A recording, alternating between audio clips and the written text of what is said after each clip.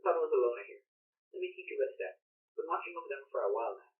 Each star's life cycle in the universe begins with huge clouds of cosmic dust called nebulae. These nebulae mostly consist of hydrogen, carbon, and silicon.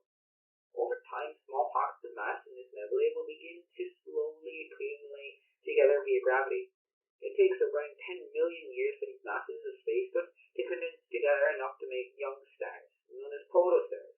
Due to their young age, these protostars shine very dimly and are often quite difficult to view amidst their mother nebulae.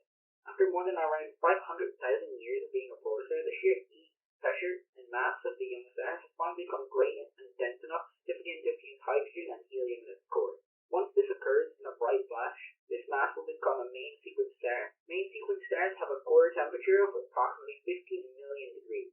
It will stay within the space for the greater part of its life, with gravity and pressure in perfect balance with more than approximately 330 Earths of weight. For easier understanding, the main sequence star's constant core fusion could be thought of as its heart, the source of its seemingly boundless energy. Depending on the amount of mass the star has accumulated during its nursing, it has the possibility of becoming one of three types of stars: a small, medium, or large mass star. The size will decide how violently its core reacts, influencing its color, the length of its lifespan, and how brightly it shines in the sky.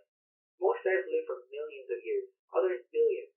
Starting off with large mass stars, these stars burn through their hydrogen fastest of the three, causing them to live the shortest lives and easily fuse millions. This is due to their massive size making their cores extremely dense and hot, increasing the rate of fusion. Average mass stars, such as our own, live for much longer, and they fuse much slower, living for billions of years. And finally, small mass stars live incredibly long lives, reacting the slowest and burning for trillions of years.